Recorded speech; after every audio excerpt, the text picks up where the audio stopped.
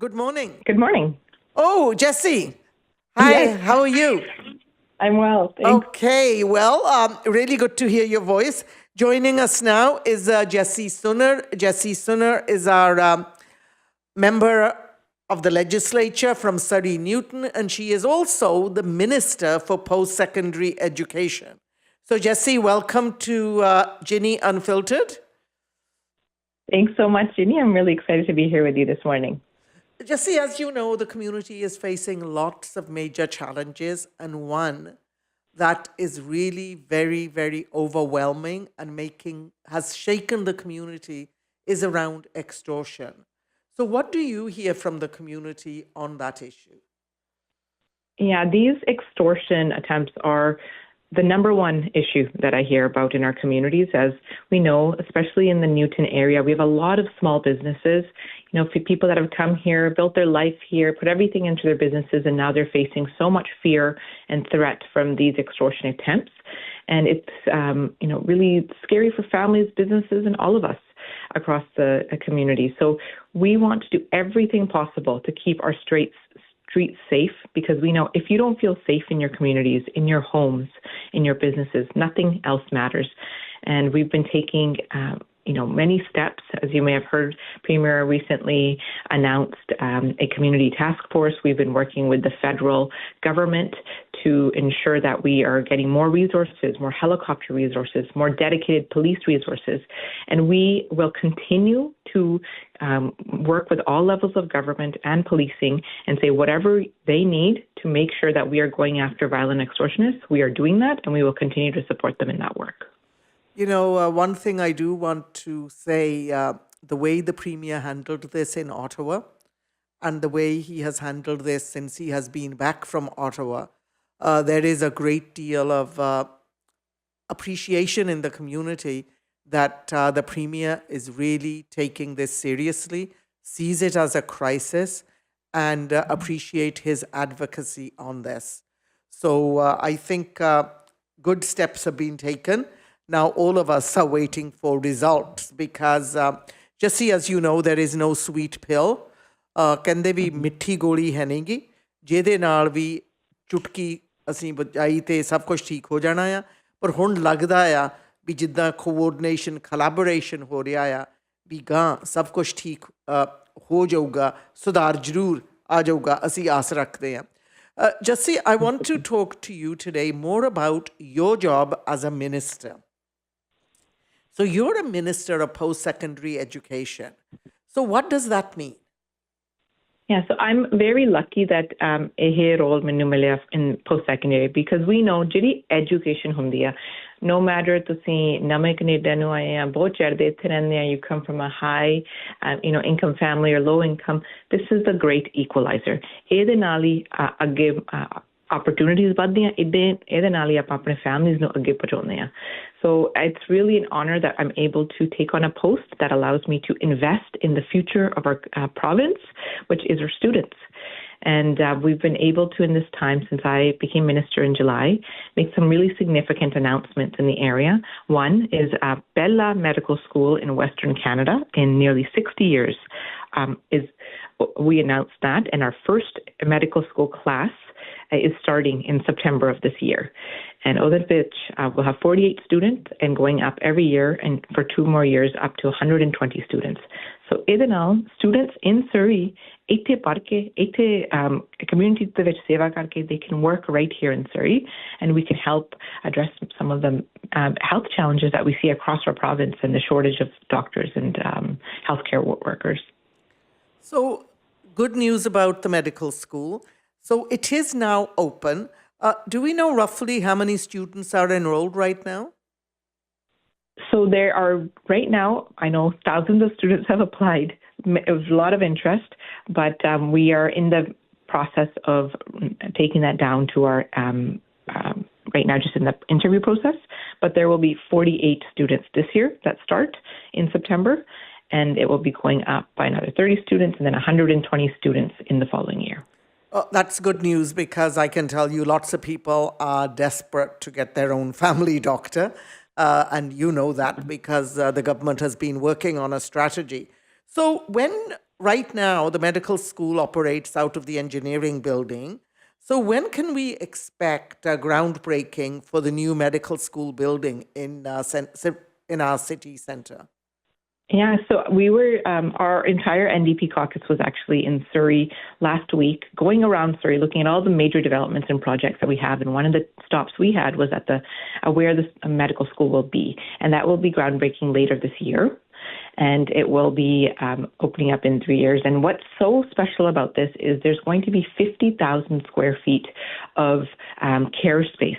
So live clinics, students will be working in clinical settings right from the beginning as they learn in classroom settings as well. So by the time they graduate, they're going to have a lot more hands-on experience with community, knowing what the local concerns are, knowing what kind of concerns and illnesses we're seeing in our community, so they're better equipped to deal with that when they are full-fledged doctors at the end of their medical school journey.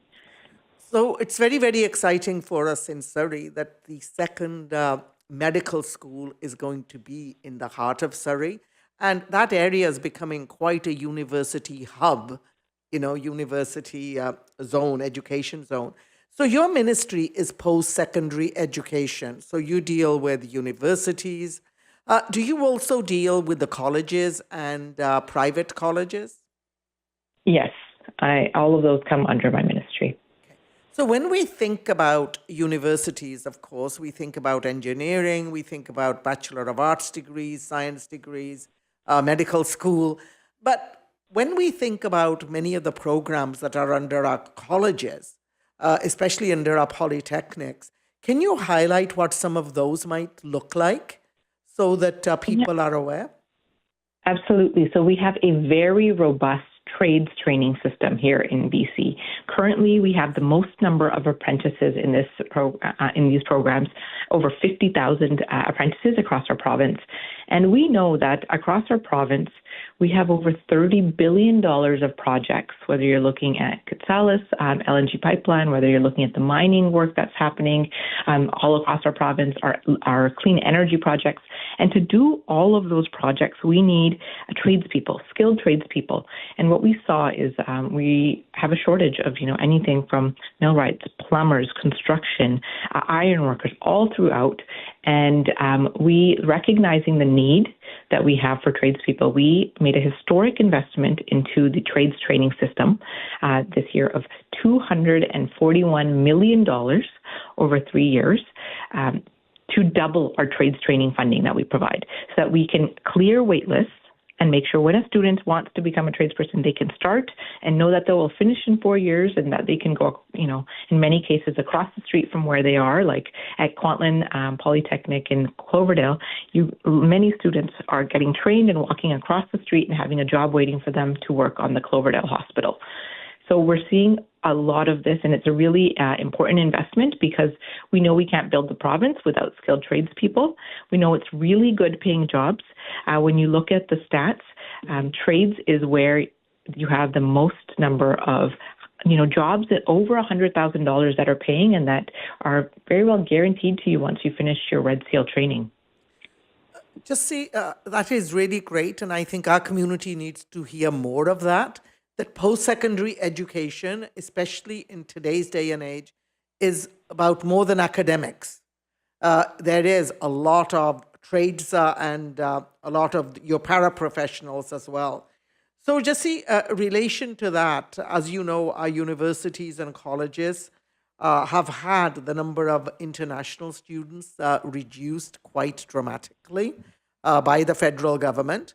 And so how are you working with the post-secondary institutions to stabilize their funding? Yeah, we've seen the federal government made these unilateral decisions to reduce last year the international student numbers by 40%. and this year by an additional 57%. And we knew that change is needed in the system, but the way they did it, and they didn't consult us, it's a really difficult thing for institutions to have to navigate so quickly and prepare their budgets for. So the one thing that we've done is with the number of students that we're allowed to have, we have designated 80%, which is a very high number, to public institutions. And that was really important for me to make sure that we are supporting our public institutions in every way that possible, and that we are helping make sure that when students are coming here from other countries to learn in our system, that they are getting a good quality education. And by having the majority of those students be able to go to our public institutions, we're able to have a bit more of that control over them, and know what kind of education they're getting, because they are also giving up so much when they come to our country to get an education, and we want to make sure they actually get that quality education. So we're supporting in that way. The $241 million trades training announcement will be something that helps many of these institutions, as many of our universities and colleges have trades training programs that are very expensive to deliver, but very important. So we're helping in that way. And we are continuing to work with institutions now through a review of our system that we've launched in November. And we're waiting, our independent reviewer will have recommendations to us by the end of March. And what that looks at is he's speaking with students, staff, faculty, everyone, to say, how do we make sure moving forward that our system is sustainable, that we can remove duplications, that we can make sure as much money as possible is going to students and the programming that they want, and making use of the money that we've put into the system. Because since forming government in 2017, we've increased the budgets for public post-secondary institutions from $2 billion annually to $3.2 billion annually. So it's really, a significant amount that we've invested, and we want to make sure that money is going to students and making sure education is accessible for them. Jesse, you have a very, very important, in my opinion, one of the most important portfolios as a minister, because when we're looking at the future and the skill sets that are required, education, as you know, is foundational, but Sadi community lady education plays a very, very critical role. So as a last, what would be your message to parents and our listeners now about students and post-secondary education? Absolutely. So I also grew up in a house where my Dadaji was a professor and said, "Jo kuch marji padhna, padho, par padho zarur." And I think that message resonates with our community a lot. And there's so many opportunities, everything from the classic doctor, engineer, lawyer, but trades has great careers in it. Arts has great careers, good paying jobs in it. And I would just say, parents, go to your counselor, your school counselors with your child, learn about the opportunities that are there, look at how many different types of areas they're interested in, because we provide quality education in everything, and we just want students to follow their career path that they're interested in, have a good life, and build a good life here in our province, just as our parents were able to do. Jesse, Minister, I want to thank you for taking the time to come and share with us what your ministry does. And once again, I will say, I hope you will come back again and come back regularly to keep us updated, because the next time you come, we want to hear a little bit more about credentials and credentialing up, which I know your ministry is really focused on. So thank you so much. Thank you so much, Ginny. It's wonderful to be on, and I will be back soon. Absolutely.